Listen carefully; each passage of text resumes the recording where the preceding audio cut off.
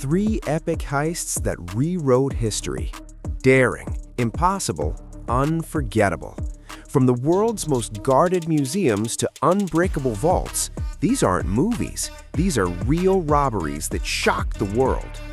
Welcome to Make by Sketch, where we bring legendary crimes to life through cinematic sketches. Today, the Louvre jewel heist. 4 minutes, 1 ladder. Priceless crown jewels gone in Paris daylight. The Antwerp Diamond Raid. 100 million in gems vanished from the fortress of diamonds. The Great Train Robbery 1963. 2.6 million pounds stolen from a moving mail train in the English countryside. The perfect ambush. Simple plans, perfect timing, security that failed spectacularly. Which heist shocked you the most? Hit play, grab your sketch pad, and let's dive in. Let's travel back to England, 1963. It's the middle of the night, out in the quiet countryside, and a Royal Mail train is thundering through the dark, carrying what is basically a rolling bank, about 2.6 million pounds in cash, which would be worth many millions more today. On board, the postal workers think it's just another shift. On the ground, a crew of 12 men are waiting for it like sharks tracking a wounded whale.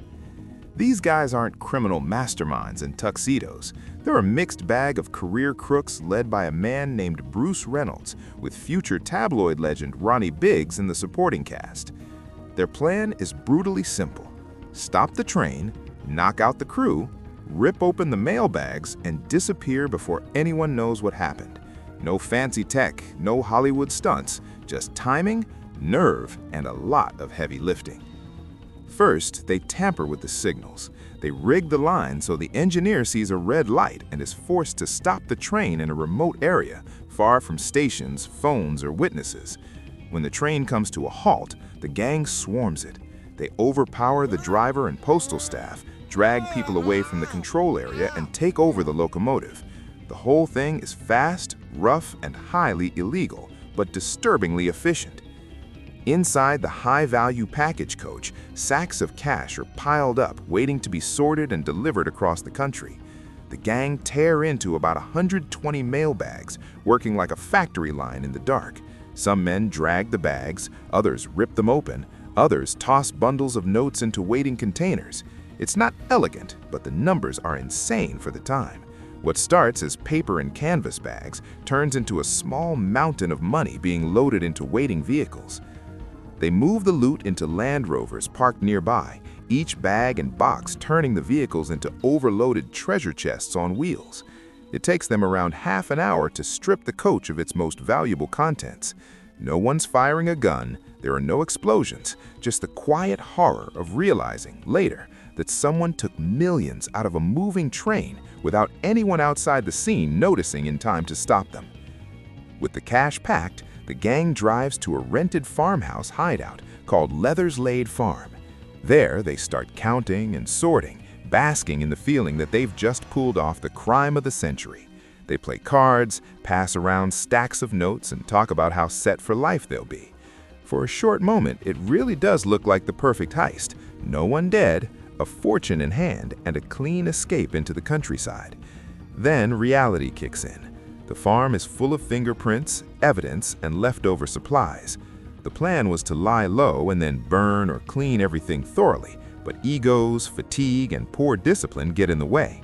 Instead of erasing their tracks properly, they leave behind just enough clues for investigators to build a case. Police linking the farm, vehicles, and known associates start to unravel the story bit by bit. Within months, most of the gang are arrested, tried, and hit with massive prison sentences designed to make an example out of them. Ronnie Biggs manages a dramatic escape and later becomes infamous for living abroad as a fugitive, turning the whole saga into a mix of crime story and pop culture. But for the majority of the crew, the 2.6 million pound lunch break ends with decades behind bars and a reminder that pulling off a big heist is only half the challenge. The Great Train Robbery became legendary not just because of the money, but because of the contrast, a low-tech, almost clumsy operation that somehow humiliated a national institution, followed by a slow, methodical investigation that showed how even perfect plans fall apart when human error, arrogance, and carelessness creep in. Let's travel back to Antwerp, Belgium, 2003, the World Diamond Center. This wasn't just a bank, it was the holy grail of high-security vaults. Imagine a fortress protected by the most paranoid technology money could buy. We are talking about Doppler radar to detect motion, magnetic fields to sense the opening of doors, seismic sensors that could feel footsteps, and a lock with 100 million possible combinations. And if you somehow got past all that, you still had to deal with the foot-long steel bars and a keypad that was literally impossible to hack. Basically, getting into this vault was harder than canceling a gym membership or understanding a privacy policy agreement. Enter Leonardo Notarbartolo. Leonardo wasn't your average thug in a ski mask. He was a charm merchant, a man who looked like he stepped out of a luxury cologne commercial. He didn't see a fortress, he saw a puzzle. And he brought his friends, a group of specialists known as the School of Turin. They didn't rush in with guns, they played the long game. 2 years before the heist, Leonardo rented an office right inside the building. He posed as a legitimate diamond merchant, drank espresso with the guards, and smiled at the cameras. He became part of the furniture. But while he was shaking hands, he was planting tiny cameras, memorizing schedules, and even spraying thermal hairspray on sensors to test their sensitivity. On the night of the heist, February 15th, whilst the city was distracted by a tennis tournament, the team went to work. And this is where it gets embarrassing for the security company. They didn't use high-tech lasers or Mission Impossible gadgets. They used garbage. To beat the magnetic field on the vault door, they used simple styrofoam and electrical tape. To beat the light sensors inside, they just taped over them.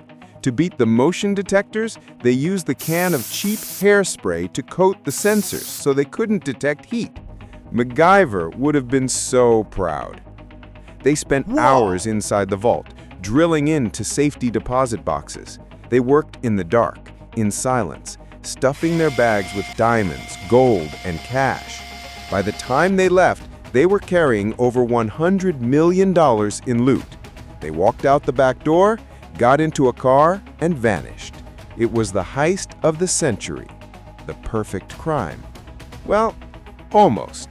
You see, a heist requires 2 skill sets. First, genius execution. Second, common sense. The School of Turin had the first one, but they completely failed the second. As they were driving away, the team member known as Speedy started to panic. He was holding a garbage bag filled with the tools they used, gloves, empty spray cans, and unfinished food. He was supposed to burn it. Instead, overwhelmed by anxiety, he made the executive decision to just throw it into a random patch of woods by the side of the road. A local property owner found the trash the next day. He thought it was just kids littering, until he saw an envelope from the Antwerp Diamond Center. He called the police.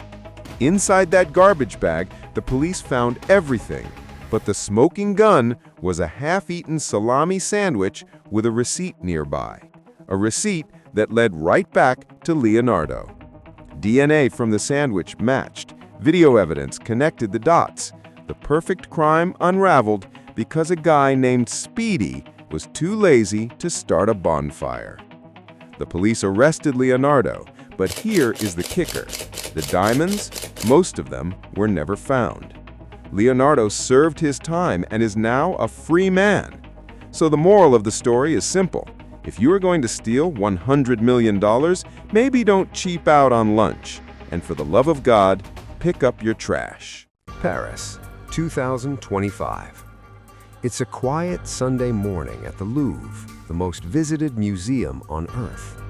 Beneath the glass pyramid, the first tourists drift in, phones raised, ready to take blurry photos of the Mona Lisa. The museum has survived revolutions, wars, and millions of selfie sticks. What it's not prepared for is a construction ladder and 4 men who look like movers. Around 9:30 a.m., a strange truck parks along the Seine. It looks ordinary enough, a simple delivery van with a hydraulic lift at the back. Two men step out, wearing high-visibility vests, one yellow, one orange. Just workers on another job, maybe moving furniture. Except this time, they're moving history. Two accomplices wait nearby, sitting on powerful scooters with the engines idling. The crew positions the lift, raises a long aluminum ladder to a first-floor window, one that opens directly into the Galerie d'Apollon, a gilded hall filled with France's royal jewels. Pieces that once belonged to kings, emperors, and exiles, diamonds, sapphires, emeralds, centuries of glory locked behind glass.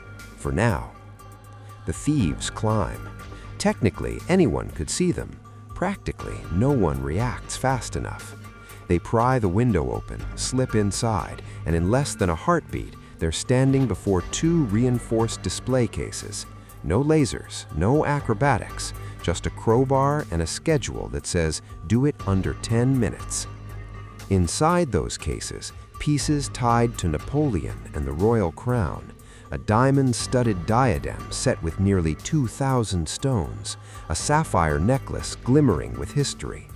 The men don't admire them. They cut through the glass, fast and brutal. Shards fall inward. 8 royal jewels disappear into bags. 9:37 a.m., the alarm goes off. 9:38, they're already gone.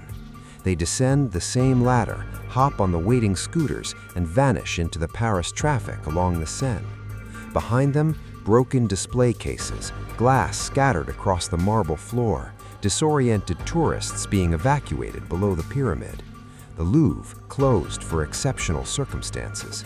The jewels, officially labeled priceless, gone. Their material loss, tens of millions. Their historical loss, beyond measure. Then comes the aftermath.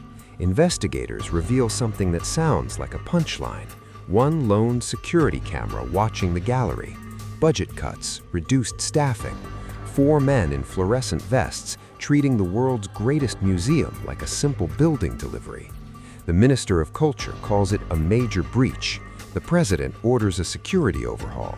The Louvre director, grilled on live TV, asked the question no one can answer. How did they do it in daylight?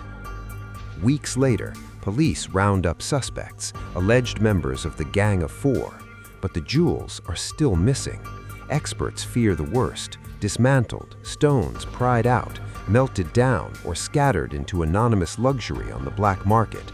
Royal heritage turned into private jewelry.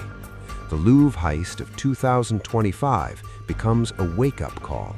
Proof that even the world's most iconic museum can be undone by something as simple as a bad angle, a weak window, and an ordinary ladder. In the end, it wasn't lasers or inside men that made the difference.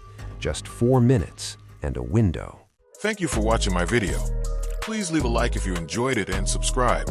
Have a great day.